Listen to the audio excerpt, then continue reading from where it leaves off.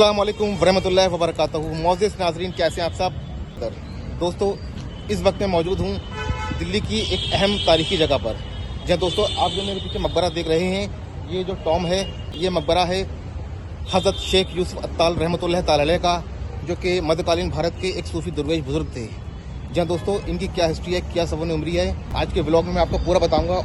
और ये मकबरा आज क्यों ऐसा वीरान पड़ा हुआ है, यहाँ पर कोई फाता पड़ने वाला भी नहीं है।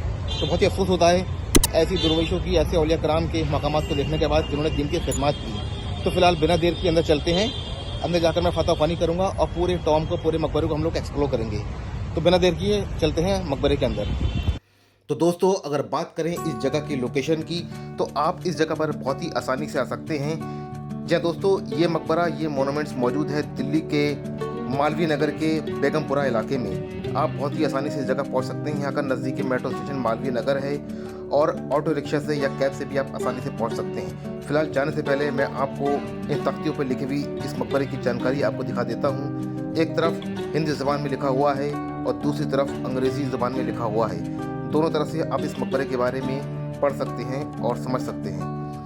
दोस्तों, सबसे अच्छी बात यह है कि इस मकबरे की, इस मोनूमेंट्स की, ये मकबरा ASI की निगरानी में आता है, लेकिन इसकी कोई भी किसी भी तरह की कोई एंट्री फीस नहीं है। फिलहाल हमें जाना है लेफ़्ट साइड की जानिब, और जैसे ही इस मकबरे हम दाखिल होते हैं तो सबसे पहले पड़ती है लेफ़्ट साइड पे ये टूटी फूटी उनकी खानका, जो कि उस ज़माने में सराय उनका मेहमान खाना हुआ करती थी शेख यूसुफ अत्ताल रहमतुल्लाह ताला अलैह की। और सामने जो आप लाल बलुआ पत्थर से इमारत देख रहे हैं, ये है शेख यूसुफ अत्ताल रहमतुल्लाह ताला अलैह का मकबरा और उनका मज़ार मुबारक। और उनके ठीक मज़ार मुबारक के बराबर में उल्टे हाथ पर है उस ज़माने की तारीखी मस्जिद, जो कि उनकी खानकाही मस्जिद कहलाती थी। फ़िलहाल उनके कब्र मुबारक पर फातहख्वानी करने से पहले मैं आपको थोड़ा सा इस मस्जिद को एक्सप्लोर करके दिखा देता हूँ।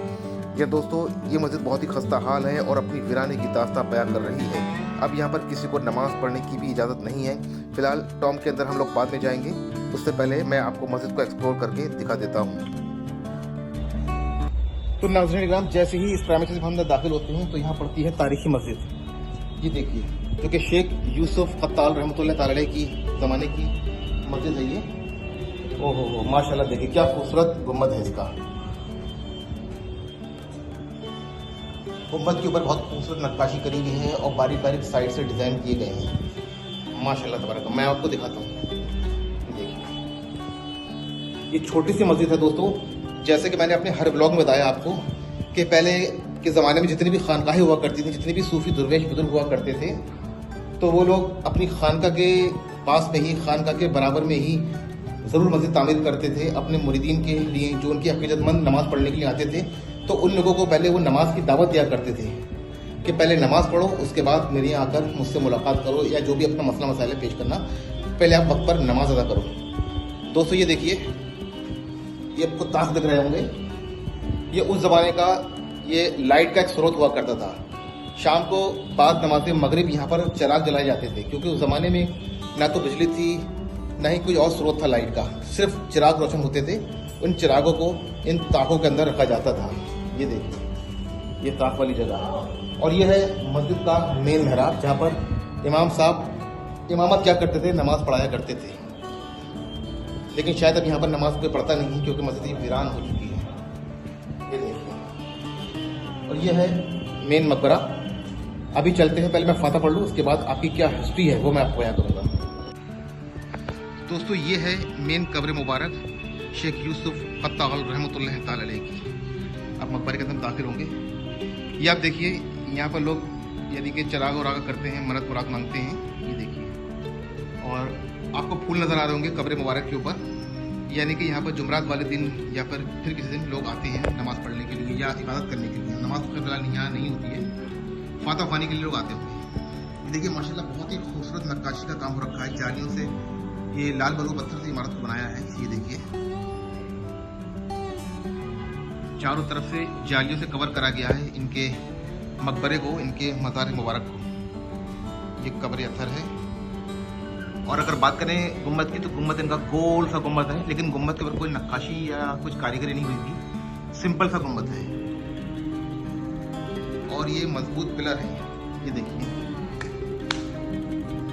मजबूत पिलरों से इस मकबरे को सहारा दिया गया है, रोका गया है। जी हाँ, कितने पिलर हैं देखिए, 1 2 3 4 5 6 7 8 9 10 11 12 पिलरों से इस गोल से गुम्बद को रोका गया है, यानी कि पूरा मकबरा जो है ये रुका हुआ है इन मजबूत पिलरों के ऊपर। दोस्तों ये कब्र मुबारक थी शेख यूसुफ कत्ताल रहमतुल्लाह तआला अलैह की।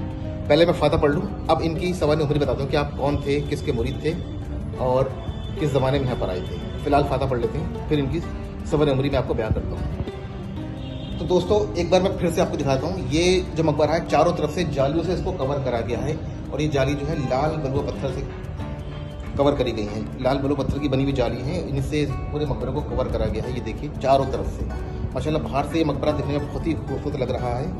और अब मैं जा रहा हूँ बाहर, क्योंकि किसी भी औलिया अल्लाह की बारगाह में जाओ तो जूते उतार कर जाओ।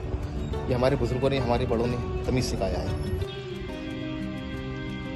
ये देखिए दोस्तों, इस मकबरे के बाहर एक कब्र और है। ये भी उस ज़माने की किसी सूफी दरवेश की होगी या किसकी कब्र है, इसके बारे में कुछ पता नहीं है, लेकिन फिर भी अनजान कब्र है। तो इस कब्र में जो भी आराम फरमा रहा है, अल्लाह इसके दर्जात को बुलंदी दे, इनकी गुनाह कबीरा सगरा को माफ़ फरमाए, इनकी मग़फ़िरत अता फरमाए।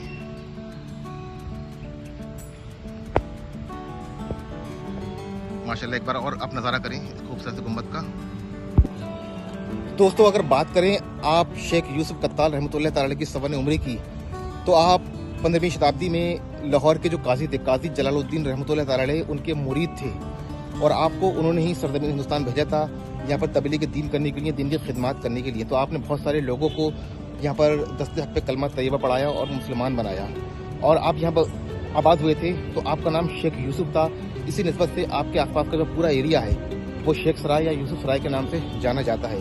लेकिन इस जगह के बारे में बहुत ही कम लोगों को पता है कि यहाँ पर इस नाम का भी कोई मकबरा है, कोई यहाँ पर दरबार है। तो दोस्तों आपकी जो फौत हुई थी, आपकी जो डेथ हुई थी 1537 ईस्वी में। तो आपके इस मकबरे का, आपकी इस मज़ारात की जो तामीरी का काम करवाया था वो कराया था बाबा फरीदुद्दीन मसूद गंज शकर, जो कि पाकपटन पाकिस्तान के रहने वाले थे। उनके पोते थे हज़रत अलाउद्दीन रहमतुल्लाह तआला अलैह, वो आपसे दस्तहक पे बैत होकर मुरीद हुए थे। तो आपकी फौत के बाद, आपके विसाल के बाद आपको इस जगह दफनाया गया है। आपका विसाल 1537 ईस्वी में हुआ था और आपने दीन की खिदमत से बहुत अहम योगदान दिया है। दोस्तों अगर बात करें दिल्ली के 32 ख्वाजगान की, तो दिल्ली में 32 ख्वाजगान हैं। उन 32 ख्वाजगान में से आपका भी एक शुमार किया जाता है। जी हाँ दोस्तों, आप दिल्ली के ख्वाजगान में से एक हैं और आपको जो निस्बत थी, जो आपको सिलसिला की इजाज़त थी, आपका सिलसिला था आलिया चिश्तिया, क्योंकि आप जो बैत थे काजी जलालुद्दीन फरीदी सिलसिले थे, चिश्ती सिलसिले थे, उनका सिलसिला था, उनसे बैत थे। तो इसी निस्बत से आपका जो सिलसिला व नसबनामा था वो आलिया चिश्तिया था।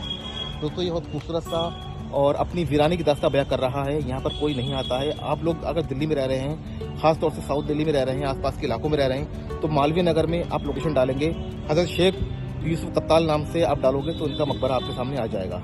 फिलहाल दोस्तों बहुत ही अहम शख्सियत थे, बहुत ही अहम, ये बहुत मतलब पहुंची हुई शख्सियत हैं ये, जिनका नाम शेख यूसुफ कत्ताल रहमतुल्लाह तआला अलैह, उन्हीं के नाम से ये पूरी एरिया आबाद है, जिनको हम सब शेख सराय के नाम से जानते हैं। दोस्तों ये छोटा सा मेरा व्लॉग अगर आपको अच्छा लगा हो तो इसको लाइक करें, शेयर करें और ऐसे हिस्टोरिकल व्लॉग देखने के लिए मेरे चैनल राय सफ़र को सब्सक्राइब करिए। मिलते हैं एक नए सफ़र के साथ में, जब तक अपना और अपने अहल व अयाल का ढेर सारा ख्याल रखें। अल्लाह हाफिज़, शब बख़ैर।